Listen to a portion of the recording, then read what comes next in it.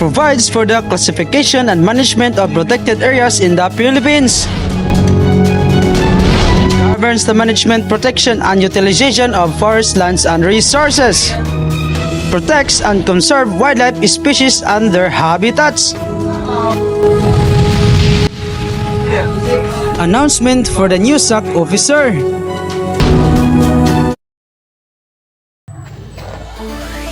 Magandang araw, Luzon, Visayas, at Mindanao. Ako si James Villahermosa at ako si Rysel Tilin. at ito ang Bantay Kalikasan News.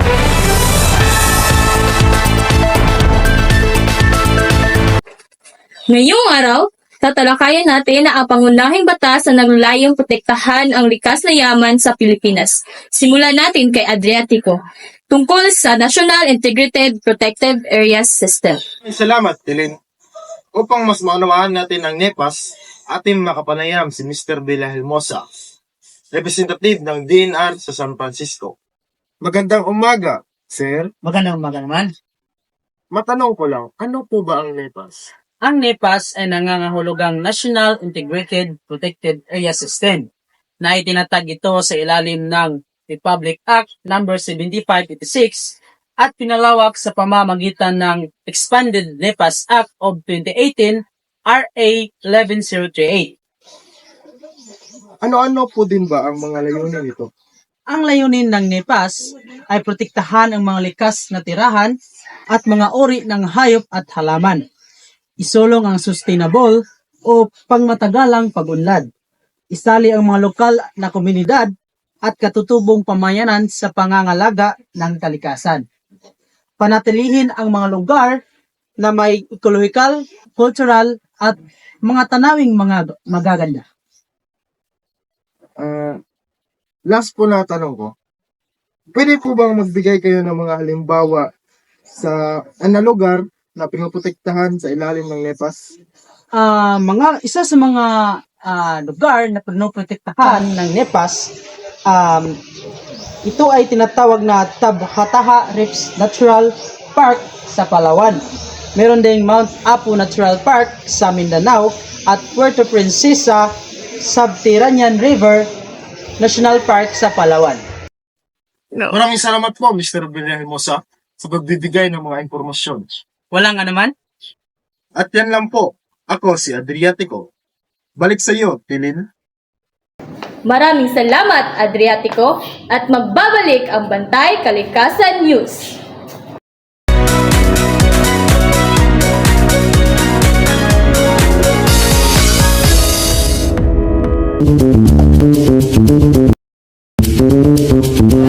Baho! Ang lansa!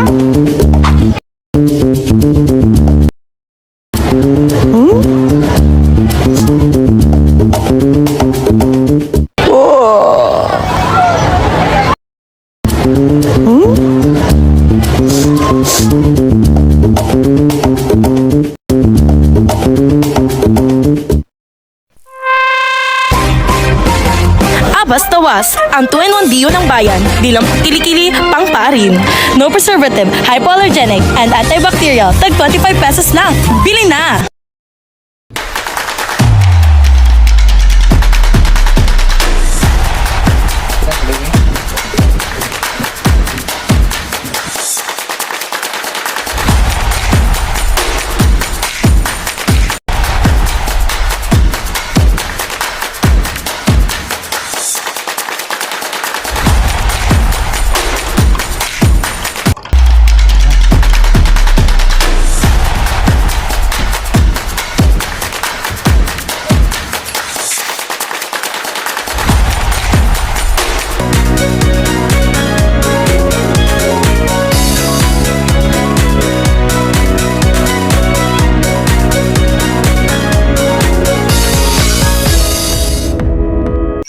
Nagbabalik ang Bantay Kalikasan News. Ngayon naman, dumako tayo sa isa pang mahalagang batas ukol sa ating kagubatan. Narito si Wendelin Bacor para sa detalye. Welcome to Jaya Field Property Group. Today, we explore Presidential Decree 705, or the Revised Forestry Code of the Philippines, approved on May 19, 1975 by President Ferdinand E. Marcos. This decree focuses on sustainable land management and forest conservation, vital for real estate development. PD 705 defined land classification critical to real estate.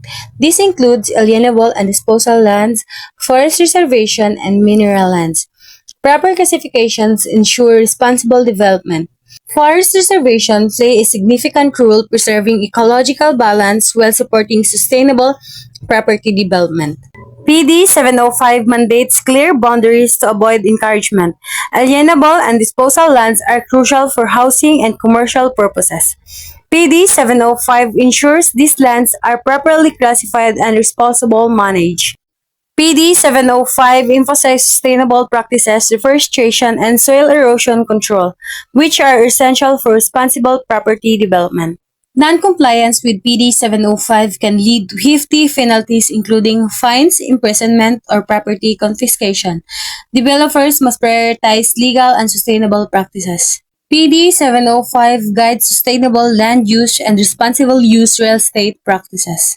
Promotes sustainable land use, encourages responsible development while preserving natural resources. Support responsible development ensures that real estate projects align with ecological and legal standards.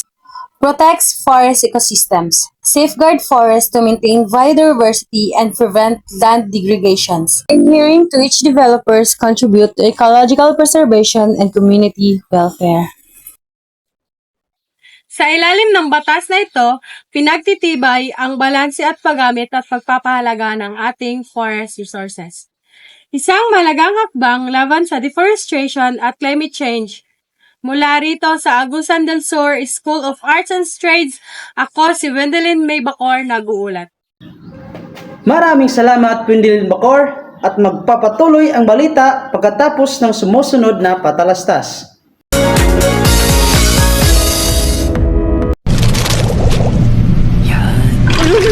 Hala, nahulog! Hala, nahulog! Hala, nahulog! Try mo kasi itong Lucky Me Pancit Canton no drink cooking. Bago yan. Magpakulo ng 3/4 cup water at ilagay ang noodles. Haluin ang noodles hanggang matuyo ang tubig. Matuyo! Matuyo! I-mix ang noodles with the seasoning. Mix! Mix! Mix! Mix! Mix! Enjoy! Pwede rin may itlog. Wow! May itlog!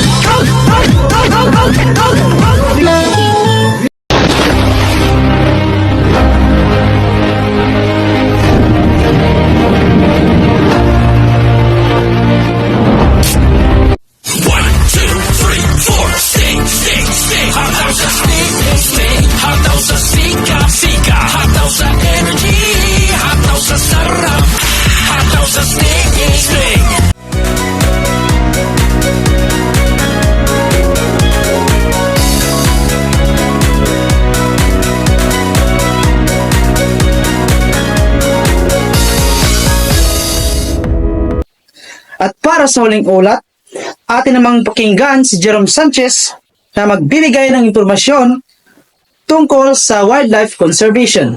Jerome? Thank you, James. In the world teeming with biodiversity, the Philippines stand as a for-rich tapestry and wildlife. Wildlife Resources Conservation and Protection Act comes into play, enacted by the 11th Congress of the Philippines on July 30, 2001. This legislation aims to conserve and protect wildlife under habitats across the country.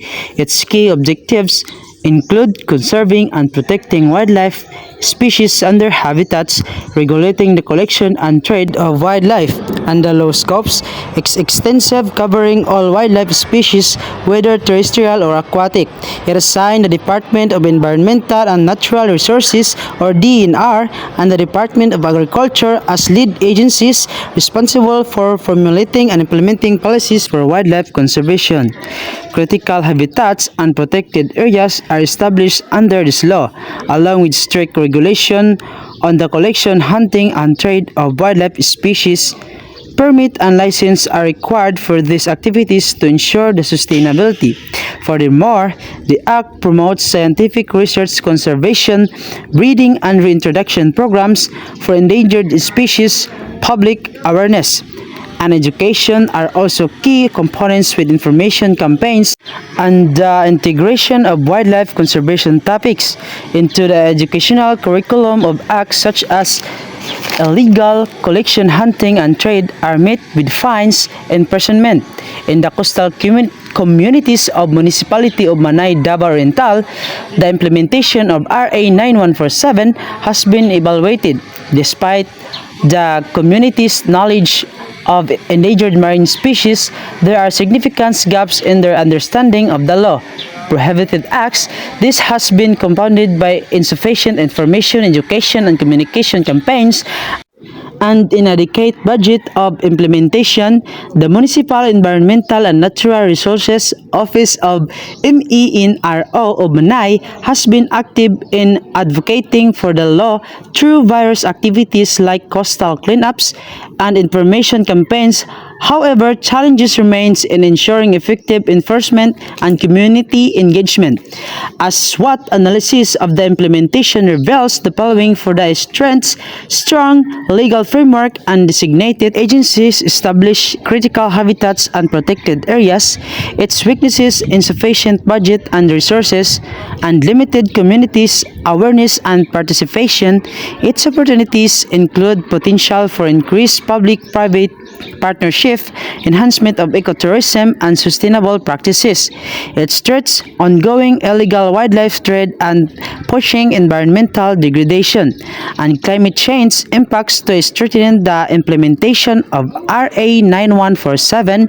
The following recommendations are made: intensity information, education, and communication campaigns to better inform the community, ensure insufficient budget allocation for wildlife conservation activities, strengthen community-based monitoring and enforcement through programs like Bantay Dagat, enhance partnership with non-governmental organizations and the private sector to support conservation efforts, and lastly, by taking the steps, we can better protect the rich biodiversity of the Philippines for future generation. Isang mahalagang paalala na ang kalikasan ay hindi lang dapat natin enjoy, kundi responsibilidad din natin itong pangalagaan. Ako si Jerome Sanchez para sa Bantay Kalikasan News. Maraming salamat, Jerome, para sa mga detalye. At iyan ang kabuuan ng ating espesyal na ulat sa Natural Resources Management. At ngayon, James, pakinggan naman natin ang ulat ni Clemente. Clemente. Maraming salamat, Miss Sili. At ngayon ay narito tayo sa Agusan del Sur School of Arts and Trades upang makapanayam si Miss Batubalani na tumatakbo bilang SAC President sa paaralan. Magandang araw, Miss Batubalani. Magandang araw din, Miss Clemente. May ilan lang po kaming katanungan. Ano po ang maaaring asahan o maging ekspektasyon ng mga mag-aaral kung sakaling ikaw ay manalo bilang SAC President? Kung ako ay mananalo bilang presidente ng Student Council, aasahan ng mga mag-aral na gagamitin ko ang aking posisyon para mamuno at sumuporta sa mga mag-aaral ng ASA. Susunod na katanungan. Maaari po ba namin malaman kung ano-ano ang plataforma na ipinapatutulog? Ang plataforma ng aming party list ay ang